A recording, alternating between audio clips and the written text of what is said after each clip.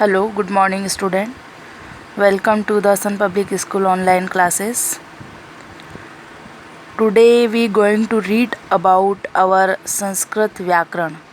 It's mean आज हम Sanskrit grammar का एक टॉपिक है, यानी कि जब भी हम संस्कृत पढ़ते हैं तो उसमें हमें व्याकरण की आवश्यकता होती है और बिना व्याकरण के हम संस्कृत नहीं पढ़ सकते हैं. तो उसके लिए हमारा जो पहला टॉपिक यहाँ है दिया हुआ है वर्णमाला और वर्ण विचार. जैसा कि आप हिंदी सब्जेक्ट्स में पढ़ते आ रहे हो छोटी क्लासेस में कि वर्णमाला क्या होती है, वर्ण विचार क्या होती है. जिस तरह से आपने हिंदी व्याकरण या हिंदी ग्रामर में आपने वर्णमाला वर्ण विचार पढ़ा है, उसी प्रकार से हम संस्कृत में भी वर्णमाला और वर्ण विचार का प्रयोग करेंगे. और यहाँ पर हम पहला टॉपिक पढ़ेंगे वर्णमाला.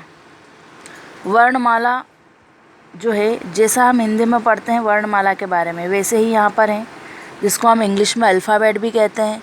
जैसे इंग्लिश में ABCDEFGHIJKLMNOPQRSTUVWXYZ ये अल्फ़ाबेट होते हैं. उसी प्रकार से हिंदी में होते हैं, और उसी जो हिंदी में होते हैं वही संस्कृत में भी होते हैं. और हिंदी और संस्कृत की जो व्याकरण है वो लगभग एक ही जैसी रहती है.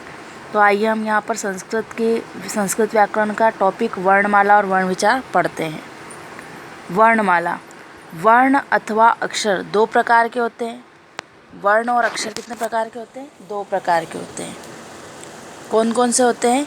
एक होता है हमारा स्वर और एक होता है हमारा व्यंजनानी. स्वर यानी वे अक्षर जिनका उच्चारण करने के लिए किसी अन्य अक्षर की सहायता नहीं लेनी पड़ती है. स्वर जो होते हैं जिनमें वे अक्षर जिनका उच्चारण करते समय यानी बोलते समय किसी दूसरे अक्षर की सहायता नहीं हमको लेनी पड़ती है, यानी कि बोलते समय हमें उस अक्षर की ज़रूरत नहीं होती है, तो वे क्या कहलाते हैं? स्वर कहलाते हैं. अब है अपनी व्यंजनानी. व्यंजनानी को हिंदी में हम व्यंजन कहते हैं और संस्कृत में इसका नाम व्यंजनानी है. वे अक्षर जिनका उच्चारण करने में किसी स्वर की सहायता लेनी पड़ती है. व्यंजन में क्या होता है कि हम स्वर को मिक्स करते हैं. जब तक हम स्वर नहीं मिलाएंगे वो व्यंजन पूरा नहीं होगा. अब आता है स्वरों के भेद. स्वरा संस्कृत में इसको स्वरा कहा जाता है और हिंदी में हम इसको स्वर कहते हैं. तो अब है हमारा उच्चारण के आधार पर स्वरों के तीन भेद होते हैं. यानी उच्चारण करते हैं जब हम किसी भी अक्षर को या शब्द को पढ़ते हैं तो उच्चारण के आधार पर स्वरों के कितने भेद होते हैं? तीन भेद होते हैं. पहला है ह्रस्व स्वर, दीर्घ स्वर और प्लुप्त स्वर. तो हम इनके बारे में डिटेल में पढ़ेंगे, ह्रस्व स्वर, दीर्घ स्वर और प्लुप्त स्वर. अब ह्रस्व स्वर है. ह्रस्व स्वर में की जो डेफिनेशन है, परिभाषा यहाँ पर दी हुई है, जिन स्वरों के उच्चारण में कम से कम समय लगे उन्हें ह्रस्व स्वर कहते हैं. मतलब जिन स्वरों को बोलने में, उच्चारण करने में सबसे कम समय लगता है उसे हम ह्रस्व स्वर कहेंगे. जैसे यहाँ पर एग्जाम्पल यहाँ पर दिया हुआ है अ, ई, उ, री और र आदि. यानी कि ये जो वर्ण हैं यह क्या है? ह्रस्व स्वर कहलाते हैं. इनको जब हम उच्चारण करते हैं, इनको पढ़ते हैं तो यह बहुत कम समय में आसानी से पढ़े जा सकते हैं. जैसे अ बोलने में कितना समय लगा? बिल्कुल बहुत ही कम समय लगा. तो इसी तरह से हम दीर्घ स्वर पढ़ते हैं. दीर्घ स्वर जिन स्वरों का उच्चारण में ह्रस्व स्वर से अधिक समय या दुगना समय लगता है. यानी कि ह्रस्व स्वर में जितना समय लगता है उससे दूना समय हमको दीर्घ स्वर को बोलने में लगता है. जैसे आ, बड़ी ई, बड़ा ऊ, री, ए, ऐ, ओ, औ आदि. तो जो दीर्घ स्वर होते हैं इनको पढ़ने में हमें ह्रस्व स्वर से दुगना समय लगता है. अब है हमारा प्लुप्त स्वर. प्लुप्त स्वर जिन स्वरों का उच्चारण में ह्रस्व स्वर से 3 गुना समय लगे. देखो, ह्रस्व स्वर से दुगना समय दीर्घ में लगता है और ह्रस्व स्वर से तिगुना समय प्लुप्त स्वर में लगता है. जिन स्वरों का उच्चारण में ह्रस्व स्वर से 3 गुना समय लगे उसे हम प्लुप्त स्वर कहते हैं. अब प्लुप्त स्वर के यहाँ पर एग्जाम्पल दिया है ओम, तो देखो लगा ना, कितना समय लगा, 3 गुना समय लगा।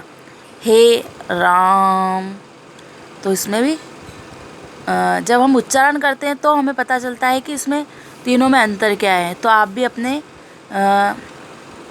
घर पर इसको अच्छे से उच्चारण करें और पढ़ें और समझें इसको कि किन किन स्वरों को पढ़ने में कितना कितना समय लगता है।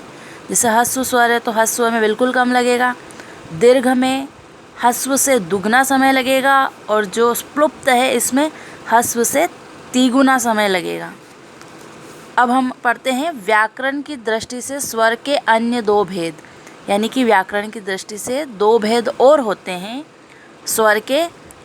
हिंदी व्याकरण में नहीं होते हैं, संस्कृत व्याकरण में होते हैं। संस्कृत व्याकरण की दृष्टि से स्वर के अन्य 2 भेद भी होते हैं, जैसे एक होता है मूल स्वर और दूसरा आता है संधि स्वर। अब हम मूल स्वर और संधि स्वर के बारे में डिटेल में पढ़ेंगे। तो यहाँ पर दिया हुआ है मूल स्वर। मूल स्वर वे स्वर हैं जो अखंड हैं, जिसका खंडन हम नहीं कर सकते हैं, जिसको टुकड़े हम नहीं कर सकते हैं, अर्थात इनके छोटे छोटे खंड टुकड़े नहीं किए जा सकते हैं। वो कौन कौन से हैं जो हमने यहाँ पढ़े हैं? अ, ई, उ, री, र आदि। अब है हमारा संधि स्वर, किसी न किसी अन्य स्वर की संधि से बनते हैं। ये 8 हैं, यानी कि कोई 2 स्वर मिला के एक स्वर बनता है। तो जैसे अ और अ मिलाएंगे तो क्या बनेगा? आ। फिर ए बड़ी ई, बड़ा ऊ, री, ए, ऐ, ओ, औ आदि, है ना। जैसे किस तरह से मिलकर कौन से वर्ण बनते हैं, तो यहाँ पर दिया हुआ एग्जाम्पल में अ प्लस अ, यानी कि अ और अ को जब हम मिलाएंगे तो क्या बनेगा? आ बनेगा। इसी तरह से अ और ई को मिलाएंगे तो क्या बनेगा? ए बनेगा। इसी तरह से ई और ई, छोटी ई और छोटी ई को मिलाएंगे तो क्या बनेगा? बड़ी ई। इसी तरह से अ और ए को मिलाएंगे तो क्या बनेगा? बड़ा ए। अब स्वर यहाँ पर दिए हुए हैं, कितने स्वर? 13 गिनते हैं। अ, आ, ई, उ, री, ए, ऐ, ओ और औ। ये क्या है? स्वर हैं। तो बच्चों हम आज सिर्फ स्वर के बारे में ही पढ़ेंगे, और इसके आगे जब हम वर्णमाला और वर्ण विचार में स्वर के अलावा व्यंजन होते हैं और भी चीज़ें होती है, तो हम इसके बारे में हमारे सेकंड पार्ट में हम इसको रीड करेंगे। आई होप कि आपको वर्णमाला के स्वर के भेद उच्चारण के आधार पर और व्याकरण के आधार पर, दोनों आधार पर आपको समझ में आ गए होंगे। Thank you.